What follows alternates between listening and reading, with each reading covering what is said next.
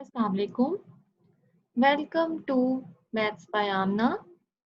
आज हमारा टॉपिक है वेन डायग्राम। आज हम केस 3 डिस्कस करेंगे। बेसिकली केस 4, क्योंकि केस 3 मैंने आप लोगों को असाइन कर दिया था। केस 4 है कि one A and B are overlapping set. सबसे पहले आप लोगों को पता होना चाहिए कि ओवरलैपिंग क्या होती है। अगर आप लोग ये मिस कर चुके हैं तो मैं डिस्क्रिप्शन बॉक्स के अंदर इसकी डिस्क्रिप्शन और लेक्चर दे दूंगी, आप वहां से देख सकते हैं। तो हम आज के लेक्चर में क्या क्या फाइंड करने वाले हैं? A union B, A intersection B, A minus B और बी माइनस ए। तो सबसे पहले हम फाइंड कर लेते हैं ए यूनियन बी।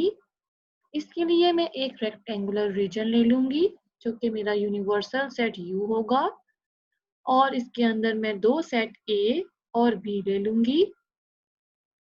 अब चूंकि हमें ये गिवन है कि ए और बी ओवरलैप कर रहे हैं, तो यहाँ पे मैंने इन्हें ओवरलैप करवा दिया है। ओवरलैप मीन्स कि हमारे पास दो सेट ऐसे जिनका इंटरसेक्शन एम्प्टी ना हो। तो यूनियन के अंदर हम जानते हैं कि सारा का सारा पोर्शन आता है, ए सेट भी आता है, बी सेट भी आता है, चाहे वो डिसजॉइंट हो, सबसेट हो या ओवरलैप कर रहे हो। तो मेरे पास दोनों सेट हाईलाइट हो जाएंगे, दोनों के दोनों सेट इंक्लूड हो जाएंगे, इसलिए मैंने ए और बी दोनों को हाईलाइट कर लिया है। नेक्स्ट हम जो डिस्कस करेंगे वो है A intersection B. A intersection B के लिए मैं एक रेक्टेंगुलर रीजन ले रही हूँ।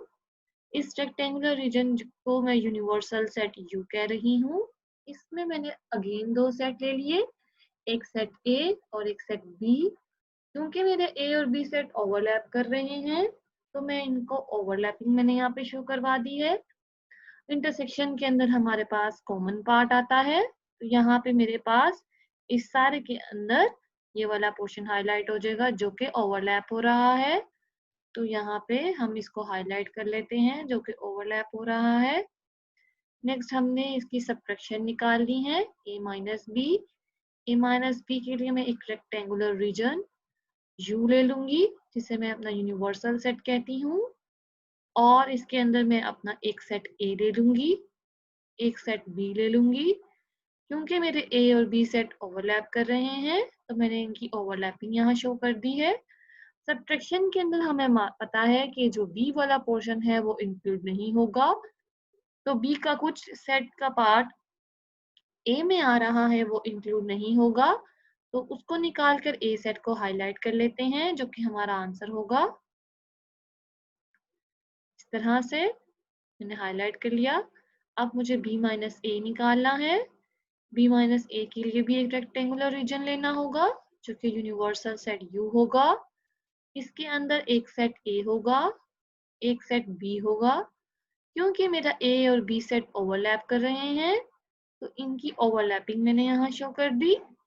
अब मुझे मालूम है कि सब्ट्रैक्शन के अंदर मुझे ए को इंक्लूड नहीं करना। ए का कुछ पार्ट ओवरलैपिंग में आ रहा है जो कि बी का पार्ट भी है, तो वो वाला पार्ट निकाल कर हम बाकी पार्ट हाईलाइट कर लेते हैं। वो हमारे पास हमारा आंसर हो जाएगा। अगर आप लोगों को कुछ समझ नहीं आया तो आप पूछ सकते हैं, कमेंट कर सकते हैं।